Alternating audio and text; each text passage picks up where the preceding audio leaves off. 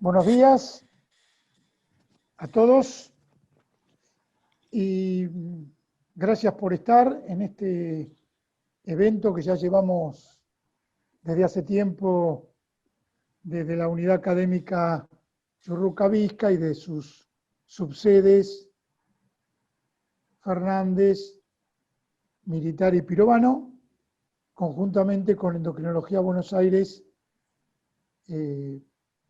dirigida por el doctor Eduardo Faure. Hoy el tema es un tema realmente muy interesante, es patología tiroidea y trastornos psiquiátricos, y por primera vez va a haber dos disertantes. Por un lado va a estar el doctor André Blake, que es médico especialista universitario en psiquiatría, médico especialista universitario en salud pública, profesor de psiquiatría clínica de la carrera de médicos especialistas de la Universidad Maimónides, es profesor de neuropsiquiatría y fue director nacional de salud mental de la Nación hace unos 4 o 5 años. Desde ya, para nosotros es un placer que estés con nosotros, Andy, y te vamos a escuchar atentamente. Y por el otro lado, bueno, y por el otro lado, Eduardo Faure, que todos ustedes conocen, ya conocen toda la trascendencia de Eduardo. Para mí siempre es un placer presentarlo a Eduardo, que, bueno, fue residente del Servicio de Endocrinología del Hospital Churruca, fue jefe de residentes, me soportó a mí como jefe durante sus 2 periodos como jefe de residentes. Es un destacadísimo tiroidiólogo, ha manejado como los dioses la sección cáncer de tiroides del Servicio de Endocrinología y Metabolismo del Complejo Médico Churruca Vizca, y esa parte miembro del Departamento de Tiroides de la Sociedad Argentina de Endocrinología y Metabolismo, y siempre está dispuesto a colaborar en todo lo que sea académico. Así que, sin más preámbulos, voy a darle la palabra a Eduardo. Como digo siempre yo, el auditorium es todo tuyo. Y después de Andy. Gracias por la invitación para coordinar esto. Eduardo, adelante. Bueno, buen día a todos. Gracias, Rubén, por la presentación. Realmente un placer, como siempre, o como todos los martes, poder participar entre todos en actualización dentro de la parte de endocrinología. Y gracias, Andy, por haber aceptado participar con nosotros en esta actividad. Y gracias, Rubén, por tus palabras, que siempre son bienvenidas y bueno, me da un gran placer escucharte. La idea hoy es poder hablar sobre tiroides y trastornos psiquiátricos. Yo voy a hacer un breve resumen desde el punto de vista endocrinológico para que después realmente aprovechar la presencia de Andy y que nos pueda mostrar y discutir con nosotros desde el punto de vista psiquiátrico, que va a ser lo más importante. Bueno, no tengo ningún conflicto de interés para esta charla. Vamos a hacer una breve introducción, los efectos de hormona tiroidea y las manifestaciones psiquiátricas y cognitivas del hipo- e hipertiroidismo y mínimas conclusiones. Sabemos desde hace tiempo, desde mediados del siglo pasado, se conoce ya que las hormonas tiroideas ejercen importantes acciones morfogenéticas durante el desarrollo embrionario, no solo del sistema nervioso central, sino de todo el cuerpo, y es fundamental, por supuesto, en el desarrollo a nivel cerebral ya que la falta, por ejemplo, de hormona tiroidea durante el crecimiento fetal sin un diagnóstico temprano lleva a retraso mental, que este va a ser mucho más severo dependiendo del tiempo en que se inicie el tratamiento del hipotiroidismo congénito, llegando, como sucedía hace muchos años atrás, cuadros tan severos como lo que denominamos cretinismo, con idiosia, baja talla, etc. Así que es bien conocido el efecto de la hormona tiroidea sobre el crecimiento a nivel del sistema nervioso central, y en adultos cumplen diversas funciones a nivel cerebral y también el sistema nervioso central. Fíjense que hace 30 años casi nosotros publicamos en el año 95 con Niepomitze, Lutfi, Faraj y la gente del servicio un trabajo sobre neuropatía periférica en hipotiroidismo subclínicos, y realmente vimos que los pacientes que tenían deficiencia de hormona tiroidea tenían menos mielinización y por lo tanto mayor tiempo de latencia de conducción nerviosa, analizándolo por electromiograma. Es decir, que es importante conocer o saber el impacto de las hormonas tiroideas, ya sea durante el desarrollo o inclusive en edad adulta, el efecto que puede llegar a tener tanto la deficiencia como el exceso de hormona tiroidea. Tienen efectos las hormonas tiroideas en múltiples órganos, incluyendo, como dijimos, sistema nervioso y central. La asociación de la disfunción tiroidea con alteraciones cognitivas y del humor es conocida desde la descripción temprana de las patologías. Fíjense que ya en 1883 hubo publicaciones sobre este tema. En la Sociedad Clínica de Londres describieron los pacientes mixedematosos hipotiroideos severos, presentaban algún disturbio mental, desde la irritabilidad y agorafobia hasta una demencia y melancolía, lo describían en ese momento.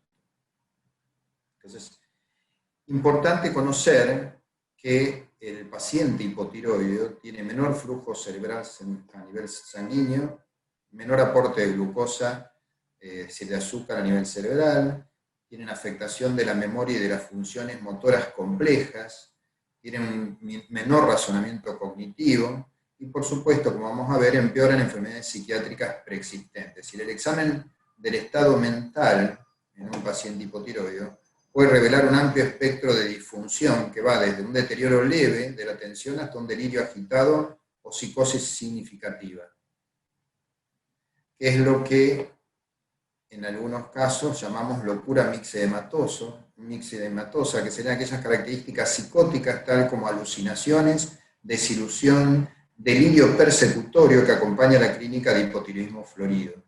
Y el rango de los disturbios, como vamos a ver, neuropsiquiátricos en pacientes hipotiroideos es un espectro fronterizo, y distintos estudios han asociado la depresión al hipotiroidismo.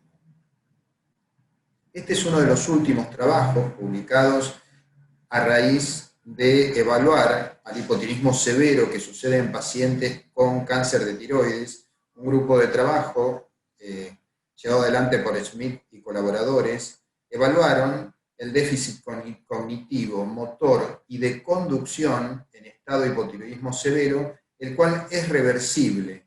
Y ahí vieron el enlentecimiento de la parte motora y psiquiátrica, y cognitiva con bradipsiquia, según los distintos esquemas evaluados en los distintos scores, encontraron depresión, limitación cognitiva, y lo más importante, el tiempo de frenado. Es decir, el paciente que evaluaron simulando el manejo, vieron que tenían un aumento del tiempo de latencia del frenado de más de un 8.5% en pacientes eutiroideos, y que equivalía a manejar alcoholizados. Es decir, que esto del tiempo de frenado en el paciente hipotiroideo severo es importante, porque uno siempre le indica a esos hipotiroides estadio 4 que debido al trastorno de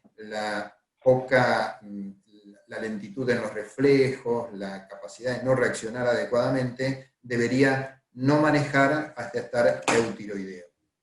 Es decir, que este es uno de los últimos trabajos, publicado hace poco en el 2015, que realmente demuestra todo lo que previamente se venía diciendo desde un punto de vista bastante práctico y claro. Este es un metaanálisis publicado por Ricci y colaboradores en el año 2015, donde evaluó en el metaanálisis los trabajos que hacían referencia al hipotiroidismo manifiesto, al hipotiroidismo subclínico, la intervención con el tratamiento respecto a la parte psiquiátrica o del humor y la parte cognitiva. Y vemos que en el hipotiroidismo manifiesto, los distintos autores asocian el hipotiroidismo, en este caso, con manía, que mejoró luego del tratamiento del estado hipotiroideo. Este otro trabajo, ansiedad y síntomas depresivos más severos en los pacientes hipotiroideos manifiestos, o síntomas psicológicos que mejoraron después del tratamiento. Otros trabajos mostraban en mujeres con TSH mayor de 4 o T4 más baja tenían mayor riesgo de depresión. Bueno, la mayoría de los trabajos muestran manía en los pacientes hipotiroides, inclusive que mejoraban luego del tratamiento con T4. Es decir, que en los pacientes con hipotiroidismo manifiesto, la manifestación de depresión y manía, o inclusive delirios y demás, fueron encontrados y que mejoraron luego del tratamiento con T4. Esto con respecto a las manifestaciones psiquiátricas. Desde el punto de vista cognitivo, las funciones cognitivas en pacientes con hipotiroidismo tenían, por ejemplo, memoria reducida y más síntomas depresivos en pacientes tiroidectomizados hipotiroideos comparados con controles, o en otros trabajos encontraban también un incremento en el tiempo de reacción, es decir, que estaban más enlentecidos y que mejoraban con el tratamiento de T4, como se vio en este trabajo, que es este que les comenté antes, de Smith en el 2015, en pacientes hipotiroideos severos previo a la dosis de yodo, sin hormona tiroidea. Y con el efecto del tratamiento en los hipotiroideos severos, se ve que reduce el uso de T4, la alteración psicológica, mejoran los scores de memoria y de atención, comparando los pacientes hipotiroideos cuando son tratados. Es decir, que es importante tener en cuenta que el uso de T4 puede mejorar las manifestaciones del hipotiroidismo. En cuanto al hipotiroidismo subclínico, realmente no hubo diferencia significativa en la gran mayoría de los pacientes, no encontraron una asociación con depresión o con trastornos psiquiátricos en los pacientes con hipotiroidismo subclínico. Esto es un poco como comentaba con Andy antes de comenzar. Nosotros desde el punto de vista clínico decimos siempre que la manifestación va asociada a la T3, es decir, acompaña a la T3. En el paciente hipotiroideo subclínico que tiene periféricas normales, probablemente no tenga mucha manifestación desde el punto de vista clínico. Con respecto a la parte cognitiva, lo mismo, en los pacientes con hipotiroidismo subclínico no hay mucha diferencia con respecto a los pacientes eutiroideos.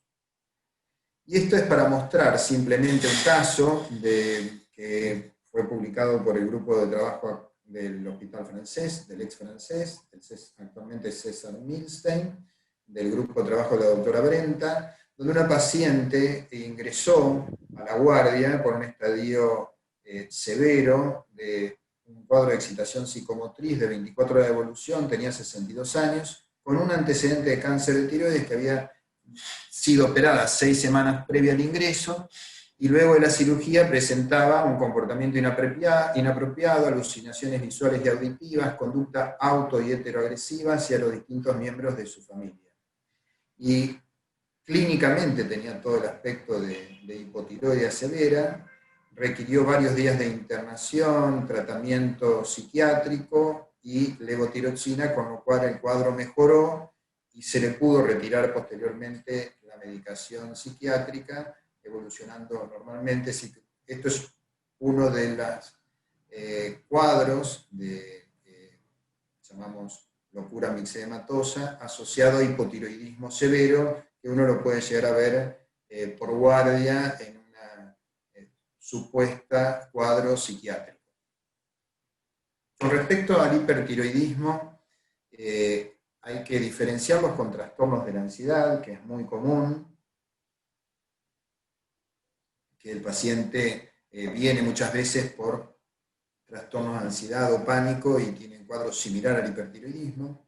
el paciente hipertiroideo puede tener irritabilidad, insomnio y labilidad emocional, que esto es muy frecuente de encontrar en la consulta clínica, y desde el punto de vista psiquiátrico puede presentar ansiedad, depresión y psicosis como cambios importantes. Ya hace años, por ejemplo, el grupo de trabajo de nuestro servicio con el doctor Faraj y el doctor Niepomitze publicaron en el año 93 los cambios psicológicos presentes en la tirotoxicosis. Y en este mismo metaanálisis, que hablaba del hipotiroidismo en los pacientes hipertiroideos, las alteraciones psiquiátricas están asociadas a mayor ansiedad y depresión en los distintos cuestionarios.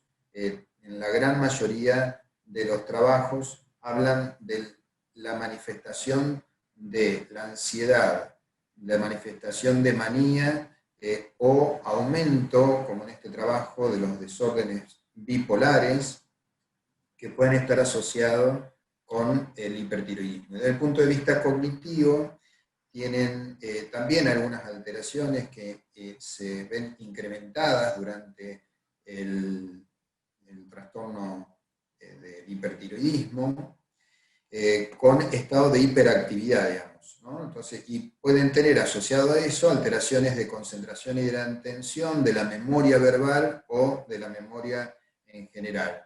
Así que debido al hipertiroidismo, la hiperactividad puede llevar a esta alteración desde el punto de vista cognitivo. En cambio, en los estados de hipertiroidismo subclínico, como sucede con el hipotiroidismo, no han encontrado demasiada asociación vinculada con el hipertiroidismo subclínico, ya sea desde el humor o alteración psiquiátrica o alteraciones cognitivas. Esto fue para hacer una breve introducción. Podemos decir que las hormonas tiroideas juegan un rol esencial en la regulación cognitiva y del comportamiento de los pacientes, que la disfunción tiroidea puede manifestarse como desórdenes neuropsiquiátricos o alteraciones cognitivas, y que las subclínicas aún es un campo de investigación respecto de su impacto en el comportamiento. Bueno, muchas gracias. Esto fue una breve introducción, como para ahora dar lugar al doctor Andy Blake, con quien vamos a poder hablar de los trastornos psiquiátricos, cómo lo ven desde el punto de vista desde la psiquiatría. Así que, bueno, gracias y doy lugar para compartir la charla del doctor Andy Blake.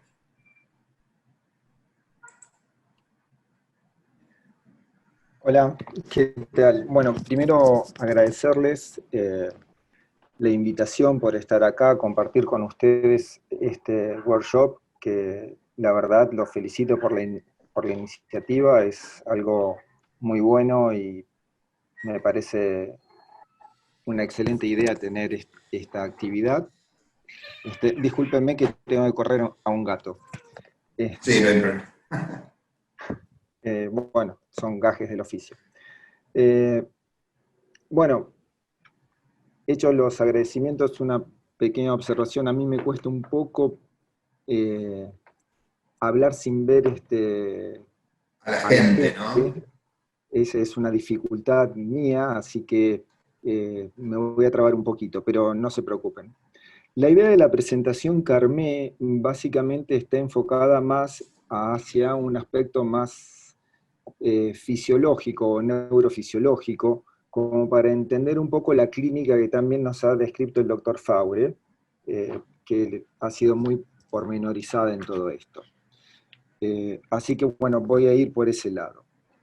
Pero bueno, voy a empezar, sí, un poquito con la epidemiología, porque tengo este sesgo de ser sanitarista, y todos sabemos y conocemos, y aunque sea empíricamente, esta asociación entre hormona tiroidea y depresión, aunque sea de la práctica clínica. Desde larga data están estos datos, tenemos esta información en nuestra práctica, tanto los psiquiatras como los endocrinólogos tenemos esta experiencia.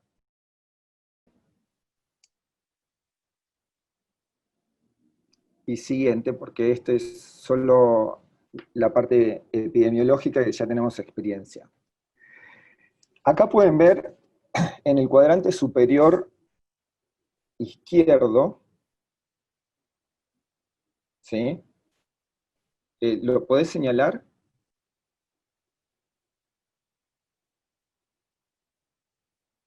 Ese es habitualmente lo que nosotros, la imagen que nosotros tenemos de una sinapsis, una conexión neuronal, ¿sí? Lo que creíamos que era la unión entre dos neuronas. El concepto actual que tenemos ya no es el de unión entre dos neuronas de ese tipo, sino que es la imagen que tenemos a la derecha de esa, donde ustedes pueden ver, por ejemplo, que la celeste se toca con la roja en mucho más de un punto, o la verde está tocando a todas en muchos más de un punto. A eso se lo llama conectoma, y es una unión múltiple y variada en muchos puntos de una neurona con otra en varios lugares y entre varias neuronas. Para que se lo puedan imaginar, es algo así como una estación terminal de trenes. Imagínense, no sé, la estación Constitución, donde llegan trenes, subtes, colectivos, ¿sí? No sé si se lo pueden imaginar. Y la información viaja por distintos medios y después continúa por distintos medios. Esto es importante porque eso nos genera plasticidad en la transmisión de la información. Esto es, el medio que más estimula es el que más información lleva, y el que menos estimula es el que menos información va a llevar después. Ese tipo de pasaje de información es lo que le da a nuestro cerebro esta capacidad de aprendizaje tan significativa y nos permite adaptarnos y adaptarlo constantemente. Nosotros vamos produciendo redes de comunicación cerebral, neuronal, constantemente, y estableciendo redes nuevas. Hay unas redes que son fijas, que son redes estructurales, que son las redes que todos conocemos, que nos garantizan el movimiento y las percepciones, pero después hay toda una serie de redes que son las que se van creando, que tienen que ver con la experiencia, con la emoción, con lo que vamos aprendiendo, viviendo y con lo que nos va pasando. O sea, son las redes epigenéticas, mientras que las otras son las que más o menos vienen determinadas estructuralmente, que tampoco son genéticas, vienen más o menos estructuradas, pero también dependen de cómo se estimulan las redes estructurales. Esto es muy importante para entender cómo va a funcionar después esto en relación a los procesos hormonales, porque acá también se da que las hormonas hacen su efecto. Se producen podas de estas, por ejemplo, en la depresión, se produce una poda de estas conexiones en el conectoma, en la imagen derecha superior, y se reduce la cantidad de conexiones, con lo cual disminuye el campo de atención de la persona, disminuye la capacidad ideativa de la persona, disminuye la capacidad cognitiva de la persona, disminuye la capacidad afectiva de la persona. Y eso no solo es por cómo disminuyen los neurotransmisores, sino también por cómo influyen sobre esos neurotransmisores la hormona tiroidea, que funciona como estímulo. Y también cómo influye el cortisol, que es la hormona del estrés por excelencia, que genera parte de esta poda. La imagen que tenemos abajo a la izquierda es una imagen de redes neuronales. Bueno, estas están fijas, pero son redes, son básicamente así, que van variando a partir de nuestra experiencia. Imagínense que a esta estación virtual, Constitución, yo doy el ejemplo de Constitución y no lo podría dar en otro país porque no pasaría, pero imagínense que en Constitución se produce un piquete en Avellaneda y se cortan las vías del tren. Lo que se va a producir es que hay gente que se va a bajar del tren y va a tomar colectivo, hay gente que se va a bajar del tren y va a tomar un remis, hay gente que va a escuchar que hay un corte en Avellaneda y no va a viajar, hay gente que va a llegar más tarde al trabajo pero va a viajar. O sea, la información va a variar el modo de circular y entonces se produce un cambio plástico en cómo varía la información. Y si se restablece la conexión, se puede volver a la plasticidad anterior. Se puede volver a restablecer esa conectividad. La estimulación la puede volver a establecer. Esto lo tenemos que ir pensando y repensando porque esto nos permite conocer y entender cómo funciona, por ejemplo, la psicoterapia, que nos hace pensar y repensar, pero también cómo funciona en nosotros cuando nos encerramos en una idea que hace que no nos deje pensar en otra cosa, y nos volvemos obsesivos con esa idea, y no podemos salir, y estamos obsesionados con esa idea. O también, cómo afecta la medicación. Cuando nosotros damos un antidepresivo, que va a hacer efecto en el conectoma, no hace efecto en el ángulo superior izquierdo, sino en el otro. Entonces no varía una conexión, sino que varía muchas conexiones sistemáticamente, con lo cual varía toda una red, y sinceramente no tenemos en claro cómo las varía. Tenemos una sensación de cómo podría ser, pero no tenemos una información clara. Entonces, esto es solo para que tengamos un semblante de cómo va cambiando la dinámica neurobiológica de nuestro cerebro a partir de la química, de la biología, pero también de la experiencia de vida, no solo de eso. Y no solo de la experiencia de vida actual, sino de cómo fuimos viviendo y lo que nos va pasando. Bueno, ahora sí, siguiente.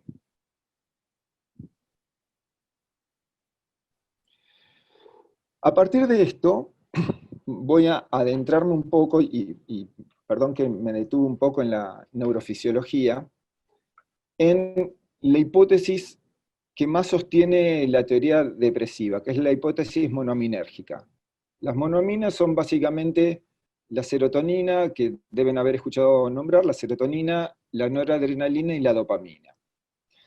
Estas tres aminas biológicas son neurotransmisores que, como les vieron, actúan en este conectoma.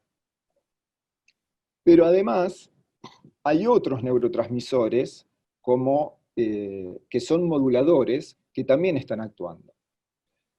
En el caso de las aminas de las neuroaminas, la hipótesis principal es que hay una acción bidireccional entre las hormonas tiroideas y las monoaminas. O sea, las monoaminas generan influencia sobre la hormona tiroidea y la hormona tiroidea sobre las monoaminas. O sea, se autorregulan mutuamente. Unas aumentan y disminuyen el funcionamiento de las otras.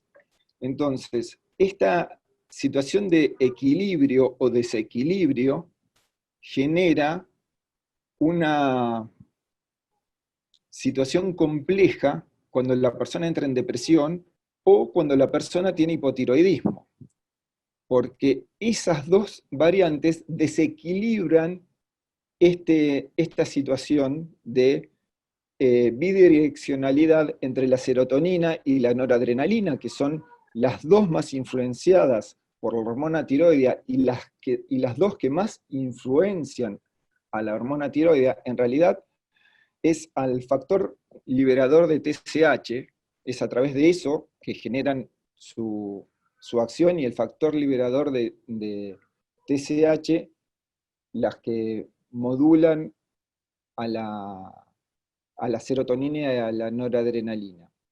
Entonces, la inhibición que genera el factor liberador de TSH sobre la serotonina, y la serotonina, su estimulación, este ida y vuelta, nos genera un desequilibrio cuando la persona entra en hipotiroidismo o en hipertiroidismo, o un desequilibrio, la persona entra en una situación depresiva. Esa situación es este ida y vuelta en el cual tanto los psiquiatras como los endocrinólogos nos permiten observar síntomas depresivos o síntomas en el estado de ánimo de pacientes que tienen una afección en este sentido, y que los van a tener inexorablemente, porque hay un desequilibrio en esta situación. La siguiente, por favor.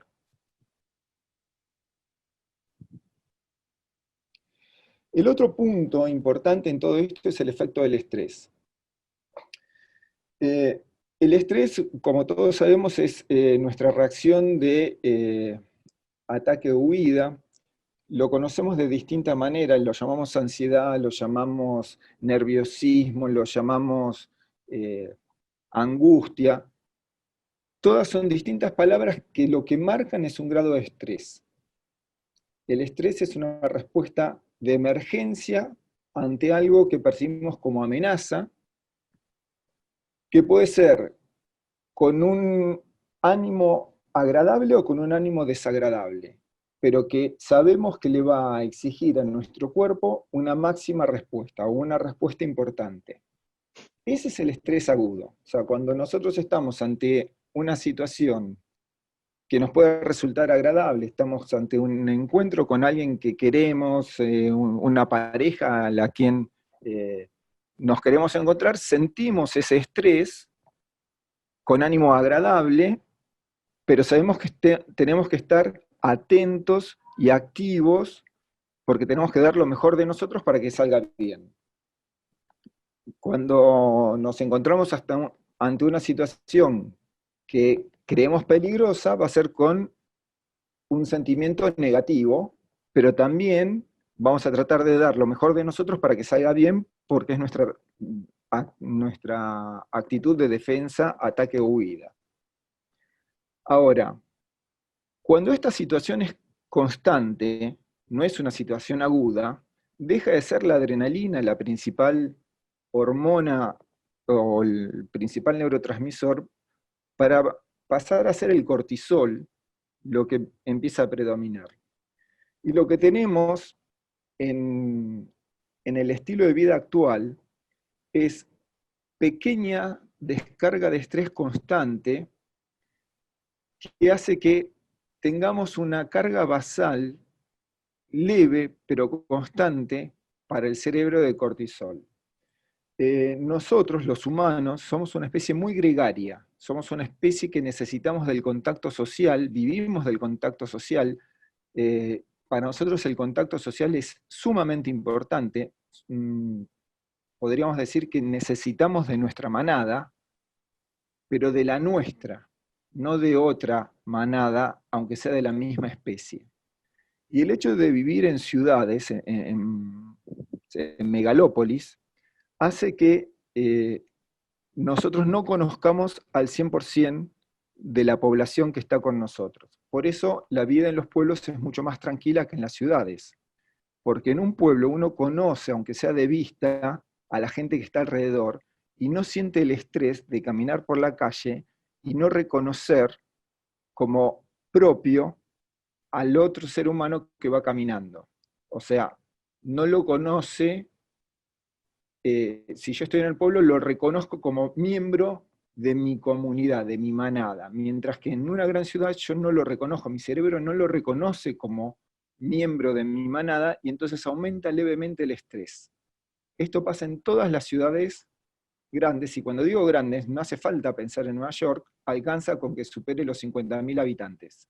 ¿Sí? O sea, una ciudad pasa a ser amigable cuando es menor a 50.000 habitantes. Esta situación hace que constantemente tengamos esta descarga mínima de estrés. Esto hace que paulatinamente disminuya a su vez la neurogénesis, o sea, la producción de neuronas y la producción de conexiones neuronales en un área especial del cerebro adulto, y entonces disminuyen los conectomas de ese lugar. Y entonces la respuesta se torna más rígida, la respuesta se torna más automática y obviamente más ineficiente, porque cuanto menos plasticidad tenemos, menos conexiones tenemos, la respuesta tiende a ser más automática. Y cuanto más automática es, menos eficiente es más estereotipada. Esto nos lleva a que aumente a su vez el estrés. Y de esa manera entramos en un círculo vicioso que nos lleva a una mayor depresión. O el estrés nos termina produciendo una mayor depresión. Y esto es uno de los marcadores, el cortisol es uno de los marcadores que existe para ver la depresión moderada y grave. En el 80% de los pacientes con depresión grave tenemos alteraciones del cortisol y en el 50% de los pacientes con depresión moderada tenemos alteraciones del cortisol. Pero además, el otro punto es que en todos los pacientes deprimidos tenemos alteraciones en la corteza prefrontal. Y esta alteración en la corteza prefrontal no es tanto por el cortisol, sino por la falta de estimulación de la hormona tiroidea, donde no solo disminuyen el funcionamiento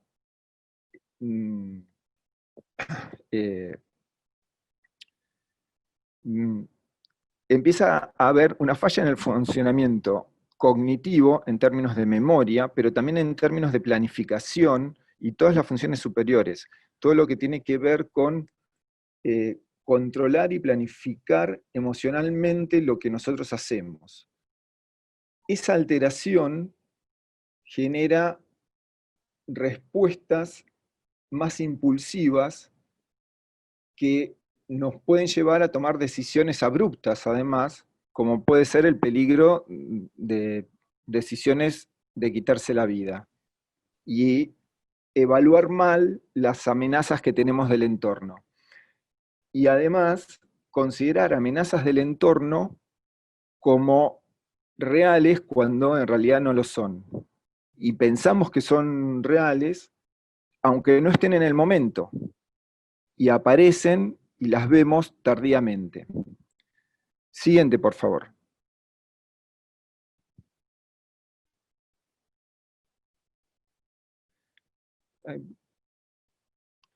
Bueno, finalmente, existen muchos estudios clínicos que nos muestran que esta fisiología tiene un correlato clínico claro. La mayoría de los estudios, en este caso, tienen experiencia en hospitales.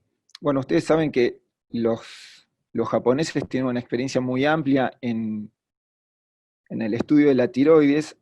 Hay un hospital psiquiátrico en Japón, el hospital Ito, que es hospital Ito, no chiquito, sino se llama Ito el hospital, donde estudiaron mucho los pacientes depresivos y los pacientes tiroideos y encontraron una correlación aproximadamente del 70% entre pacientes con síntomas tiroideos y depresivos por encima de la población general. Pero además encontraron que pacientes que habían tenido situaciones de estrés social, estrés emocional, situaciones psicoestresantes previas a un problema tiroideo, estaban por encima de la media de los pacientes que habían tenido un problema tiroideo anteriormente. Eran más vulnerables a sufrir una recaída de su enfermedad tiroidea. Pero además encontraron que los pacientes psiquiátricos eran más vulnerables, con depresión, eran más vulnerables a sufrir enfermedades tiroideas. O sea que lo que encontraron es que hay una bidireccionalidad entre la depresión y la patología tiroidea con estrés psicosocial y enfermedad tiroidea. Finalmente, la siguiente, por favor.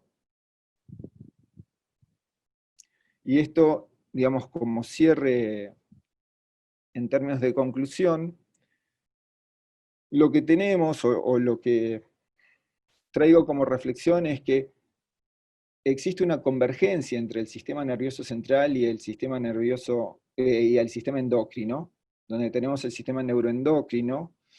Esta convergencia hace que emerja algo que nos presenta un desafío mucho más importante, que es manejar sutilezas en el diagnóstico y sutilezas también en el tratamiento.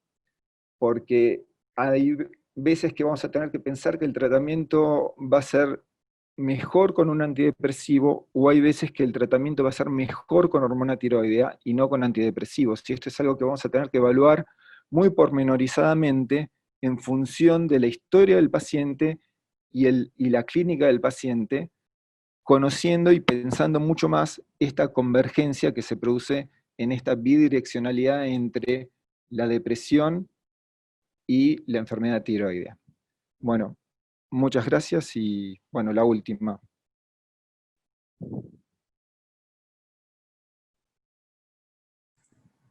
Bueno, Andy, Bueno. excelente, excelente. Rubén, te escuchamos. Bueno, la verdad, André, excelente, Eduardo, excelente. Y bueno, empezamos con las preguntas. Sí, ahí tenés una de Mónica Sala, que Sí. es la última. ¿Vos la podés visualizar, Rubén, o querés que yo la ¿Cómo lea? explica usted que un paciente sin tiroides y correctamente reemplazado con hormona tiroides T3 y T4 normal siente que desde que se operó cambió su estado de ánimo, tiene más labilidad emocional y el psicoterapeuta lo envía con nosotros para el reajuste de dosis cuando la misma es correcta? Hola Mónica, André, está tu respuesta. Creo, Andrés, que está vinculado con lo que hablamos inicialmente del efecto de T3 en los tejidos, ¿no? Un poco tratar de entender cómo a veces nosotros, desde el punto de vista endocrinológico, vemos periféricas normales desde el punto de vista bioquímico, pero que el paciente clínicamente tiene algún síntoma que podría estar vinculado, y probablemente una de las causas fisiológicas que a uno se le ocurre es por ahí una deficiencia en la de iodinasa, y entonces que en realidad tenga un tejido hipotiroideo, pero bioquímicamente eutiroideo, digamos, ¿no? Sí, podría ser una cosa así. También iba a mencionar la situación previa, esta donde lo que tenemos es esta bidireccionalidad, donde el paciente, si bien tiene clínicamente y por laboratorio está bien, pero ese ajuste que nosotros hacemos del funcionamiento endocrinológico desde afuera, ya no naturalmente fisiológico, le está generando una alteración en el funcionamiento de su estado de ánimo a nivel de las monoaminas, y entonces puede ser que tenga una disminución en su estado de ánimo porque tiene una alteración de la serotonina y de la dopamina, y entonces no está siendo suficiente, no la hormona tiroidea, sino cómo se está encarando la psicoterapia. No digo que necesite un neurotransmisor, sino que habría que variar la psicoterapia, porque también puede responder bien a una psicoterapia si uno lo encara adecuadamente, por ejemplo. Bien. Bueno, acá hay un montón de agradecimientos. Julieta Calé, Sari, Marta Laterza, Roxana Brito, y hay una de la doctora Tomedes Bermúdez que dice: el uso de T3 en pacientes con hipotiroidismo que persiste con síntomas anímicos.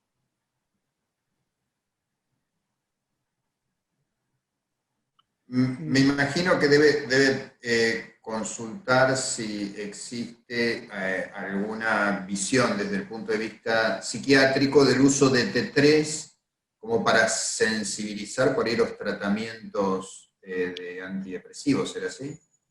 Sí, bueno, ¿Qué desde opinás? hace mucho tiempo, dentro de los protocolos de tratamiento de la depresión y la depresión mayor, cuando la depresión es resistente, antes de pensar en situaciones más agresivas, uno utiliza combinación de antidepresivos y se le suma hormona tiroidea. Y se sabe que responde bien a esa combinación. En un 75% de los casos. Solo hay un 25% de los casos que en esa combinación, combinación de antidepresivos más hormona tiroidea, no responde, y muchas veces tiene que ver con problemas en el diagnóstico. A veces nos equivocamos, pensamos que es una depresión mayor resistente y nos estamos equivocando, es otro caso más complejo, pero bueno, en la mayoría de los casos responde bien. También hay situaciones donde tenemos pacientes que pensamos que es un diagnóstico de distimia. La distimia es un estado depresivo leve, pero constante, donde la persona está constantemente mal, no puede disfrutar de la vida, tiene anedonia. No tiene apatía, apatía es que nada le importa. A la persona le importa, no termina de deprimirse, pero tampoco mejora, no puede disfrutar de nada. Hace todo lo que tiene que hacer, va a todos los lugares donde tiene que ir, pero no tiene disfrute de la vida, no hay nada que le genere disfrute. Muchas veces, en esos casos, la situación, lo que sucede es que los psiquiatras pensamos que es anedonia, lo medicamos, le damos un antidepresivo y creemos que, como es anedonia, no responde bien, no funciona bien, porque bueno, la persona ya hace mucho tiempo que viene con anedonia y no va a responder al antidepresivo, pero si lo mandamos a un endocrinólogo, resulta que tenía un hipotiroidismo leve, no muy importante, pero tenía un hipotiroidismo que le permitía funcionar, que lo mantenía un poco cansado, que estaba empezando, que hacía las cosas, pero no podía hacer nada más. Y con un poco de hormona le cambiaban la vida. Y se ve muchas veces eso. Y nos confundimos los psiquiatras en el diagnóstico. Y yo supongo que a la inversa debe pasar a veces. Y con la ventaja que ustedes hacen el estudio de laboratorio y se dan cuenta si está bien o no las hormonas. Sí. Nosotros lo deberíamos hacer para derivarlo adecuadamente. Lo difícil desde el punto de vista nuestro que vos podés tener, porque hay varias preguntas, inclusive Mónica Sala hace ese comentario que tiene T3 normal, lo que nosotros medimos en sangre, T4 y T3, puede estar normal, pero lo que puede variar es la conversión de T4 T3 dentro del tejido, y con lo cual ser como un tejido hipotiroideo, es lo que se plantea como hipótesis Sí. en aquellos pacientes que no responden adecuadamente, a pesar de estar eutiroideo bioquímicos. cuadro que se ve también en pacientes con cáncer de tiroides, que en el 30% de los pacientes, a pesar de tener un bioquímicamente normal, tienen cambios clínicos que no recuperan su estado de salud previo a la cirugía de tiroides. Así que creo que debe haber algo vinculado con eso. La doctora Perjarich, y hay alguien más también que preguntó la utilidad de medir serotonina, porque muchos psiquiatras vemos que pacientes hipotiroideos que están normorreemplazados le piden serotonina en sangre. ¿Qué utilidad tendría ese dosaje en estos pacientes? Bueno, la serotonina está en sangre. De hecho, la serotonina es antiagregante. Las plaquetas es un antiagregante plaquetario. No tiene utilidad. La serotonina que está en sangre no es la serotonina del sistema nervioso, es otra. También la serotonina está en el tubo digestivo. La serotonina está distribuida en todo el cuerpo, es una amina biógena, no tiene mucha utilidad medir en sangre. Si uno quisiera medir serotonina adecuadamente, debería hacer una punción lumbar, cosa que es más que desaconsejable. Y por otro lado, nosotros estamos hablando de una cantidad de serotonina que son menos que picogramos, menos que picomiligramos, o sea, es una situación mínima. No estamos hablando de algo que va a poder ser dosable adecuadamente. ¿Se imaginan que si tiene esa capacidad de dosaje el laboratorio, sería el laboratorio de la NASA, ¿no? Tiene esa carencia de serotonina, la persona estaría muy mal. No lo necesitaríamos dosar porque clínicamente sería observable. La verdad, clínicamente no tiene sentido. Sí, situaciones como el cortisol, porque sí es observable la alteración en el eje, pero no la serotonina. Igual hay muchos que lo hacen, pero es una cuestión de la cantidad de serotonina que voy a encontrar. La de la sangre es de la sangre, no es del sistema nervioso. Y la del sistema nervioso que faltaría es tan pequeña la cantidad que no creo que haya un laboratorio capaz de dosar eso. O sea, cuando se hace investigación en animales para medirlo, se habla de pico miligramos. O sea, es una situación ínfima. Bien. Gracias. Rubén.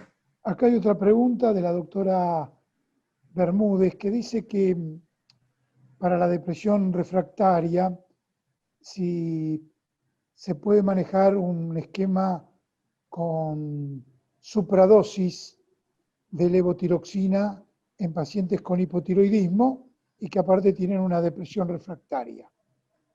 ¿Y cuál es tu opinión al respecto?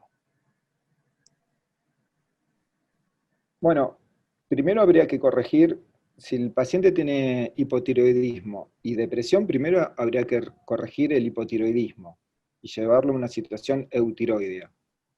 Una vez que está eutiroideo, uno pensaría en rediagnosticar la depresión.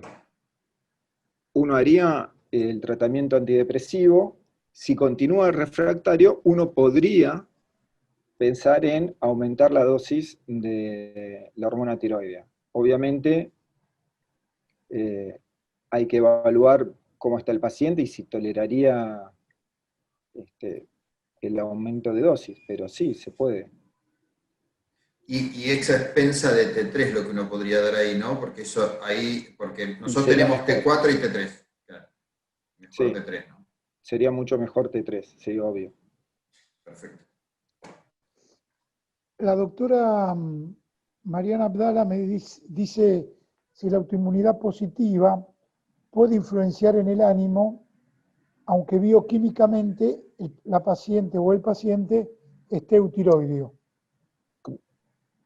Como si la... Disculpa, claro, no me escuché bien. Con autoinmunidad positiva, tipo una tiroiditis, sí. Y si la paciente está eutiroidea, esa autoinmunidad positiva puede influir en el ánimo del paciente. Si los que tienen tiroiditis Sí, autoinmune. Sí. En el estado de ánimo nos puede influir cualquier cosa, no solo en términos biológicos, sino en términos sociales, como les planteé. La tiroiditis nos influye, le puede influir a la persona porque se enteró que la tiene o por el mismo hecho. Lo que más va a influir es cómo responde o cómo varía el eje, básicamente, en términos bioquímicos, en cómo varía el factor liberador de TSH. Eso es lo que más va a influenciar, no en sí la tiroiditis. Perfecto. La doctora Medina pregunta si podría comentar algo sobre el uso de hormona tiroidea en muy pequeñas dosis para disminuir la dosis de los antidepresivos como hubo hace muchos años.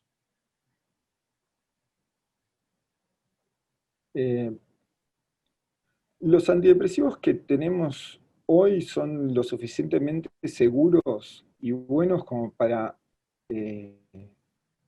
no pensar en intentar variar o complicar más de un sistema metabólico. Se puede hacer, como poder se puede, pero estaríamos modificando no solo lo que pasa en el sistema nervioso central con el antidepresivo, sino también lo que pasa en el sistema endocrino con las pequeñas dosis de hormona. Y entonces estaríamos alterando dos funciones y, bueno, todo lo que nosotros alteramos y corregimos artificialmente, después no sabemos bien qué impacto tiene o qué podemos desencadenar. Creemos que sí, pero no estamos tan seguros. Perfecto. La doctora Lynn Montenegro pregunta, es una pregunta más personal relacionada con su madre, que su mamá tuvo una tiroidectomía, abandonó el tratamiento con levotiroxina por meses y luego comenzó con episodios de depresión e insomnio. Y la trataron con antidepresivos. Entonces entró en una fase de manía y bipolaridad. ¿Podría ser esta bipolaridad que esté más relacionada con el hipotiroidismo que con una base psiquiátrica?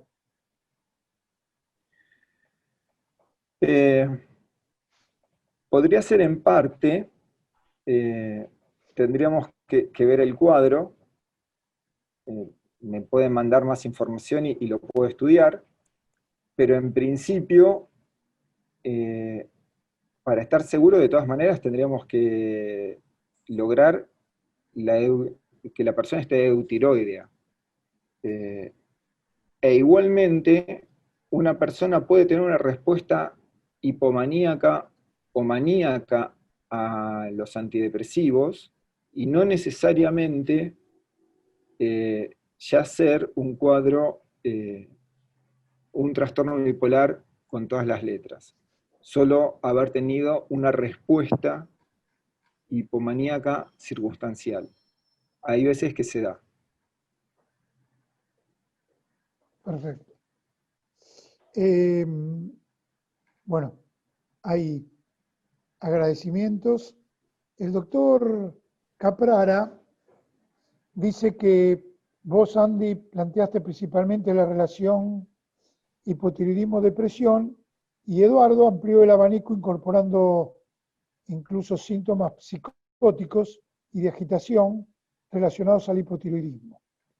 Para él queda claro la relación a trastornos del estado anímico, pero no así tanto a estados psicóticos.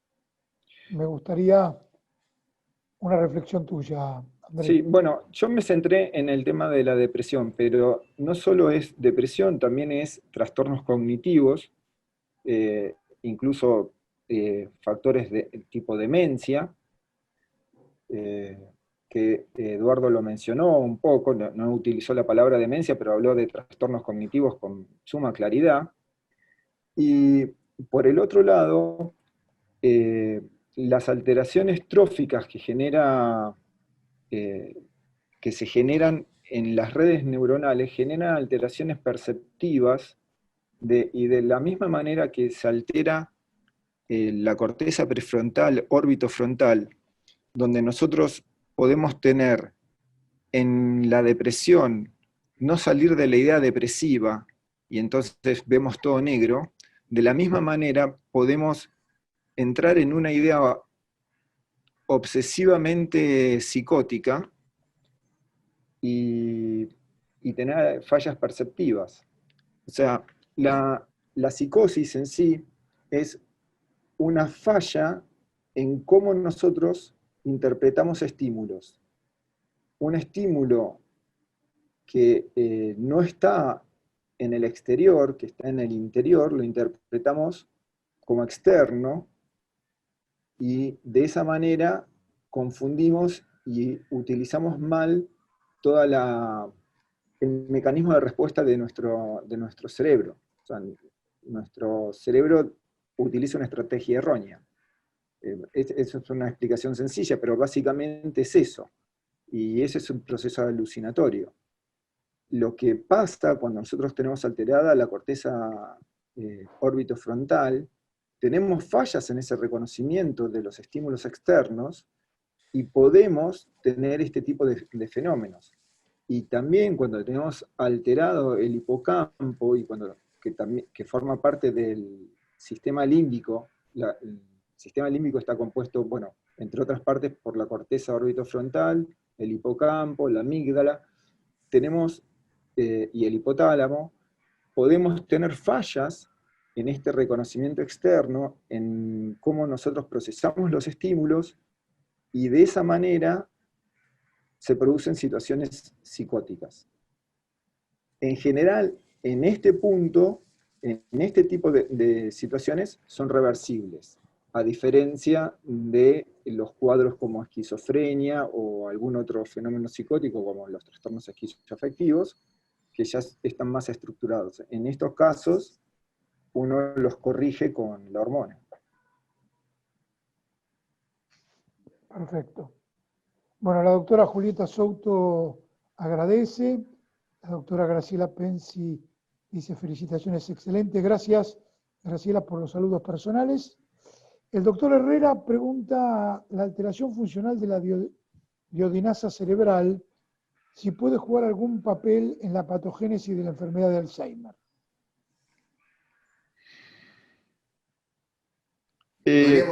Podríamos pensar que, no sé qué opinás vos, Andy, pero la falta de T3, como la organogénesis o la morfogénesis a nivel de las neuronas, puede estar asociado a la falta, digamos, la alteración en esa formación neuronal, que puede estar asociado a la falta de hormona tiroidea, podría ser un factor más dentro de la demencia o dentro del Alzheimer, como por falta de esta plasticidad de reformar las neuronas, ¿no?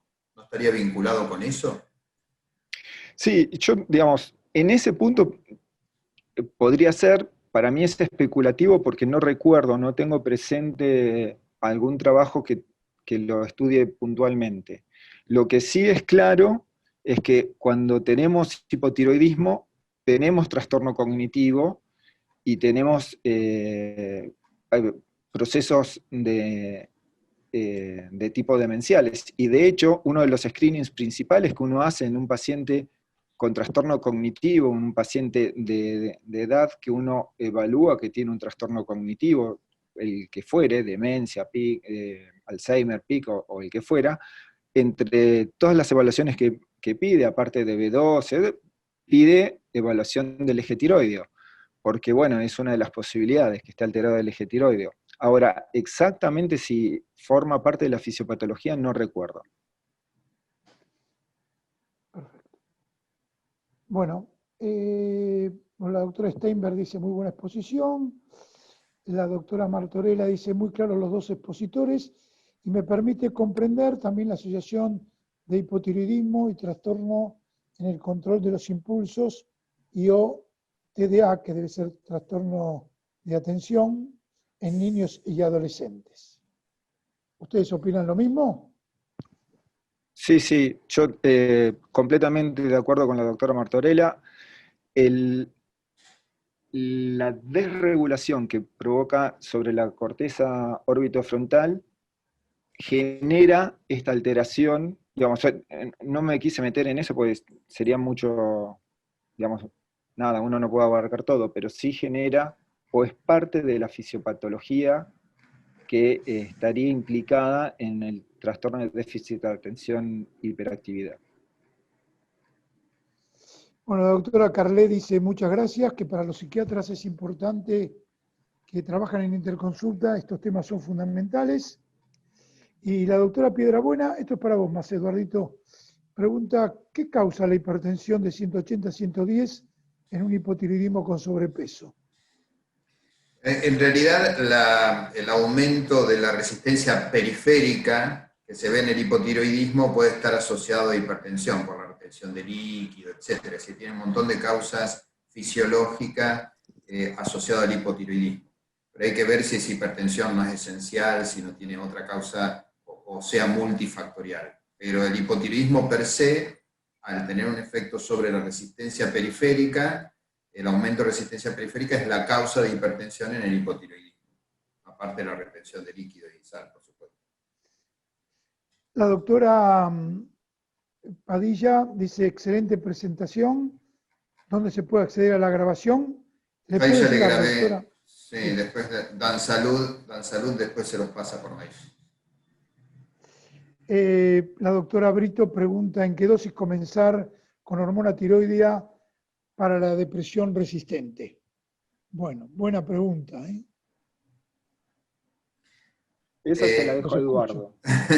En realidad los pacientes que están eutiroideos no indicamos hormona tiroidea. En un paciente que esté hipotiroideo, probablemente podemos, si tiene una depresión, podemos combinar T4 y T3. Es decir, que vamos a ver un poco la dosis de hormona tiroidea en función del estado clínico, de si tiene arritmia, de la edad, si tiene osteoporosis, si tiene hipertensión. Es decir, que uno va evaluando el paciente desde el punto de vista clínico. Pero si es eutiroideo, en teoría, no empezamos hormonas tiroideas, salvo que haya una interconsulta de psiquiatría y que nos pidan usar T3. Se puede usar T3, viene en dosis de 5 microgramos, así que uno podría intentar una dosis de 5 microgramos, a pesar que el paciente bioquímicamente nosotros lo encontremos eutiroideo, como intento de tratamiento en la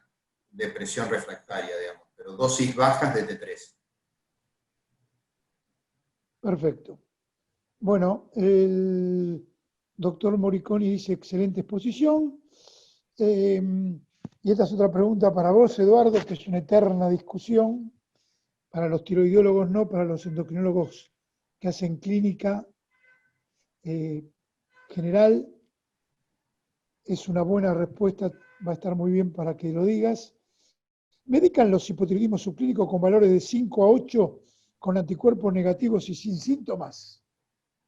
No, bueno, si no tiene síntomas, en realidad con TSH por debajo de 10, sí, ahí tenemos que enfocar qué paciente estamos hablando. Si es una mujer que está buscando embarazo, sí, porque tiene una TSH repetidamente por arriba de 5, como es un factor de trastornos de ovulación o abortos espontáneos y de infertilidad, uno lo medicaría.